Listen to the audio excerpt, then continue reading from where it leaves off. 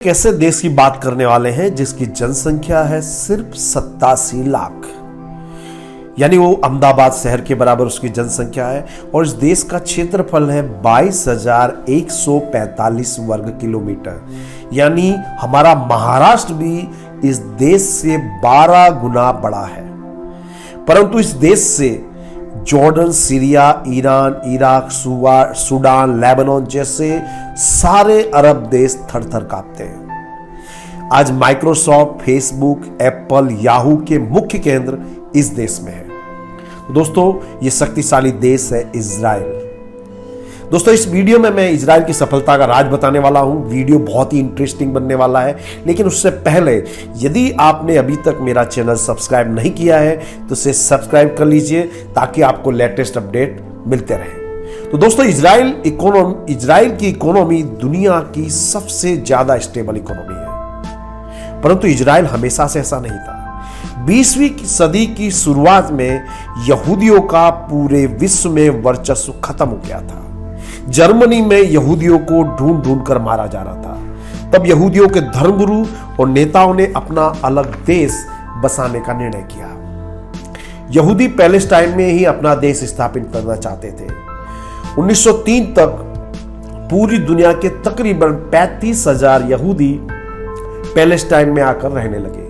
2014 तक 40,000 और यहूदी पैलेस्टाइन में पहुंच गए। फिर द्वितीय विश्व युद्ध शुरू हुआ। द्वितीय विश्व युद्ध में हिटलर की सेना ने 60 लाख यहूदियों को कॉन्सेंट्रेशन कैंप में भरकर जहरीली गैस से मार डाला था। तो ऐसे में जो बचे हुए यहूदी थे वो फिलिस्तीन यानी कि पैलेस्टाइन पहुंचे। 1947 में यूनो ने पैलेस्टाइन को विभाजित करके इजराइल बनाने की मंजूरी दी, मगर अरब राष्ट्रों को यह मंजूर नहीं था। मई 1948 को इजराइल को ऑफिशियली एक स्वतंत्र राष्ट्र घोषित किया गया। तो दोस्तों, इजराइल एक मिडल ईस्ट में स्थित देश है जिसके चारों ओर Jordan, Syria, Iran, Iraq, Palestine जैसे कट्टर अरब देश हैं। तो दोस्तों, 1948 से लेकर 1966 तक इजराइल और अरबी देशों के बीच छोटी मोटी कई जंगें चलती रही, मगर 13 मई 1967 को रूस ने इजिप्ट को गलत सूचना दी कि इजराइल सीरिया पर हमला करने वाला है। ऐसे में इजिप्ट ने संयुक्त राष्ट्र की पीस कीपिंग फोर्स को अपने देश से वापस भेज दिया।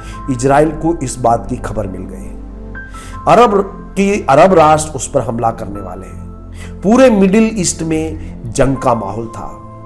तो अगले 4 दिनों में इजिप्ट, इजराइल, जॉर्डन, सूडान ने अपनी सेनाओं को इकट्ठा करना शुरू किया। इराक ने भी अपनी सेना को जॉर्डन भेज दिया।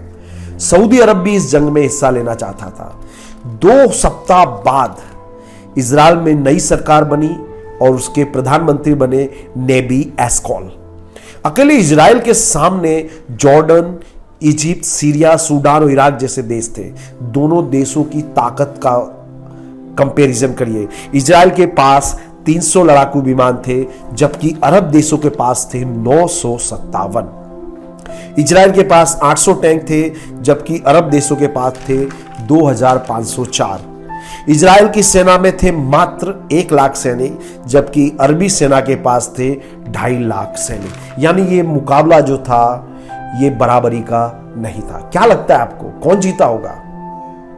तो दोस्तों, ऐसे में इजराइल की जो मीडिया थी उसने एक फेक न्यूज छापी कि इजरायली पायलट छुट्टी पर गए हैं, जबकि उस समय इजरायली पायलट अपनी जंग की ट्रेनिंग ले रहे थे। इजराइल ने सबसे पहले अमेरिकन एम्बेसी को नष्ट किया ताकि अमेरिका को भी उसकी नीतियों का पता ना चले। 5 जून को इजराइल ने अपने 200 लड़ाकू जहाजों के साथ इजिप्ट पर हमला किया और सिर्फ 3 घंटे में इजिप्ट के 300 लड़ाकू विमानों को नष्ट कर दिया। बदले में जॉर्डन और सीरिया की वायुसेना ने इजराइल पर हमला किया, परंतु इजराइल ने जॉर्डन और सीरिया के सारे विमान तबाह कर दिए। हवाई जंग में इजराइल का दबदबा था। इजराइल मात्र 19 जहाज गंवाकर संयुक्त अरब देशों की सेना के 400 से ज्यादा विमान तबाह कर चुका था। इजराइल की इंटेलिजेंस एजेंसी मोसाद, बहादुर सेना और चालाक प्रधानमंत्री के चलते इजराइल ये जंग मात्र 6 दिनों में जीत गया था। एक तरफ थे 12 देश और एक तरफ अकेला इजराइल। दोस्तों, इस युद्ध में लेबनान ने भी इजराइल का साथ दिया, परंतु इजराइल ने लेबनान को बुरी तरह पराजित किया। इस जंग में इजराइल के 900 सैनिक शहीद हुए, जबकि दूसरी ओर संयुक्त अरब राष्ट्रों के 25,000 सैनिक मारे गए। इस युद्ध में इजराइल के 46 विमान नष्ट हुए थे, जबकि अरब देशों के 470 से अधिक विमान तबाह हो गए थे।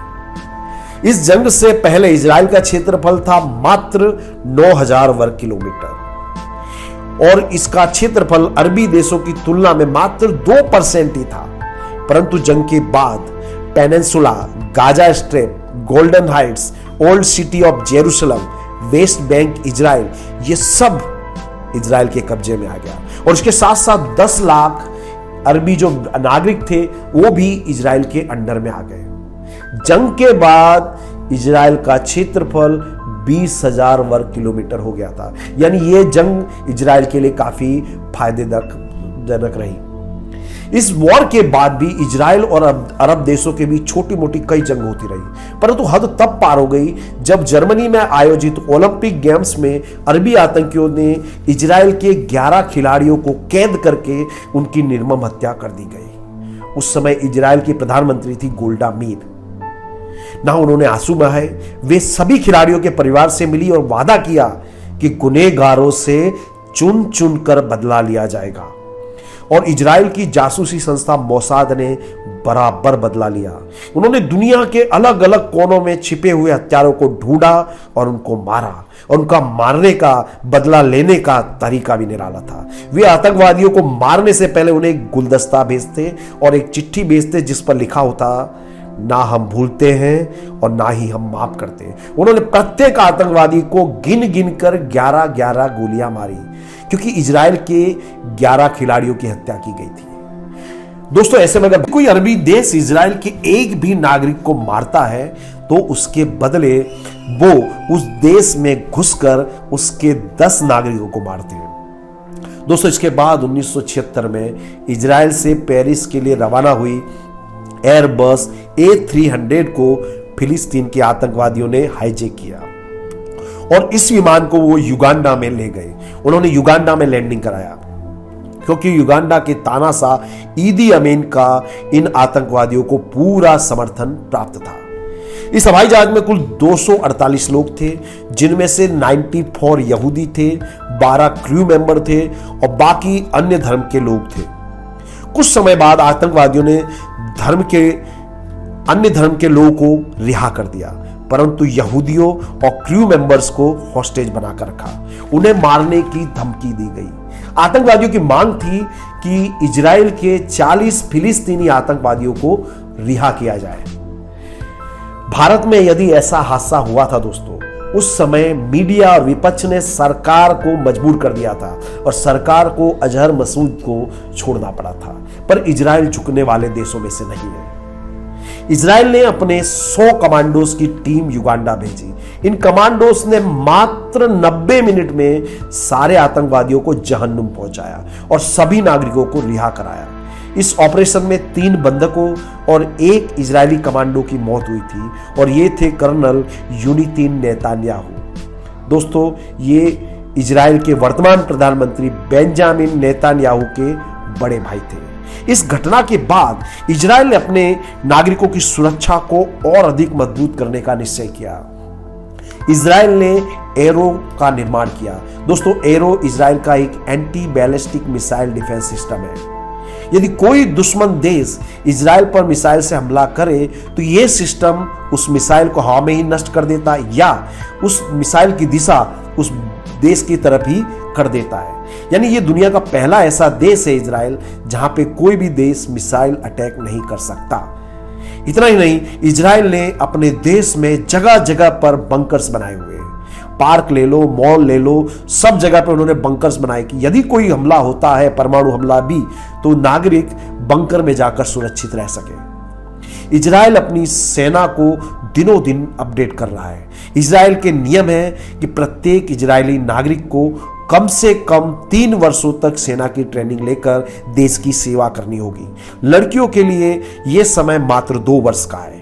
इस नियम में कोई भी अपराध नहीं है। यदि आप प्रधानमंत्री या राष्ट्रपति के बेटे हो तो भी आपको सेना की ट्रेनिंग लेकर देश की सेवा करनी होगी। इस ट्रेनिंग के कारण जो व्यक्ति है, हर व्यक्ति मेंटली फिजिकली स्ट्रांग बनता है और उसका अपने सैनिकों के प्रति जो सम्मान है वो बढ़ जाता है।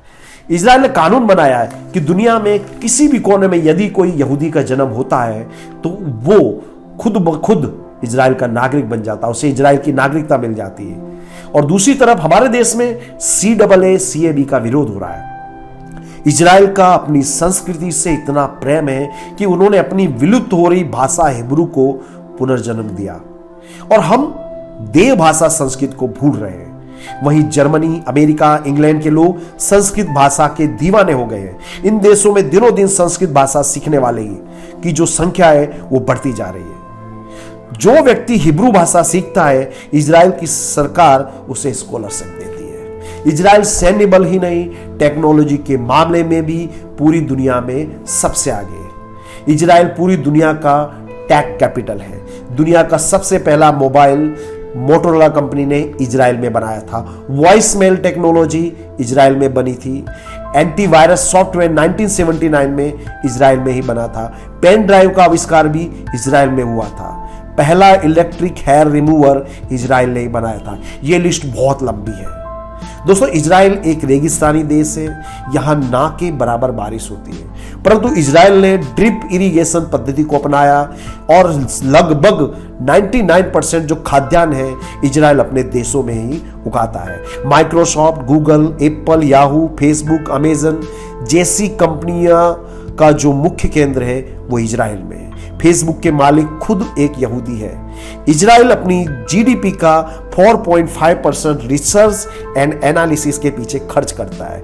इससे कारण ये जो सारी कंपनीज है इजराइल की ओर आकर्षित होती है। इजराइल अपना पैसा अपने नागरिकों पर ही खर्च करता है ताकि नागरिक सुखी, स्वस्थ और सुरक्षित रह सके। इसलिए कोई भी इजरायली नागरिक इजराइल छोड़कर अन्य देश में नहीं जाता। हर नागरिक पूरा जीवन देश की तरक्की में लगाता है। इससे कारण इजराइल में अपेक्षित आयु 82 ईयर्स है। दुनिया के तकरीबन 40% नोबेल पुरस्कार यहूदियों ने जीते हैं। दोस्तों, दुनिया में 4 महान यहूदी हुए। एक था अल्बर्ट आइंस्टाइन जिसने दिमाग की बात की। दूसरा था सिगमंड फ्रॉइड जो एक महान साइकोलॉजिस्ट थे, उन्होंने मन की बात की। कार्ल मार्क्स जिसने दुनिया को साम्यवाद देकर मानसिक चेतना की बात की। चौथे थे Jesus Christ. Yes, Jesus Christ भी यहूदी थे और उन्होंने आत्मा की बात की। यानी सब जगह पर यहूदी छाए हुए हैं। इजराइल में 93% घरों में सोलर लाइट का उपयोग होता है जो दुनिया में सबसे अधिक है। इजराइल दुनिया में सबसे ज्यादा साइंस के रिसर्च पेपर पब्लिश करता है। कैंसर रोगियों के जीवित रहने में इजराइल का स्थान पहला है। इजराइल दुनिया का 4थे नंबर का स्टार्टअप फ्रेंडली देश है। रहने के लिए सबसे बेहतर देशों में से एक इजराइल है जो खंजर की तरह अरब देशों के सीने में घुसा हुआ है। यदि आपके पासपोर्ट पर इजराइल का ठप्पा लगा तो कोई भी मुस्लिम देश आपको अपने देश में एंट्री नहीं देगा। इतनी विषमताओं के बावजूद भी इजराइल इतना प्रोग्रेस कर रहा है, ये हम सब हिंदुस्तानियों के लिए एक सबक का, रिसर्च का विषय है। आई एम श्योर दोस्तों आपको ये वीडियो अच्छा लगा होगा। इसे मैक्सिमम शेयर कीजिएगा। नमस्कार, जय हिंद, जय भारत।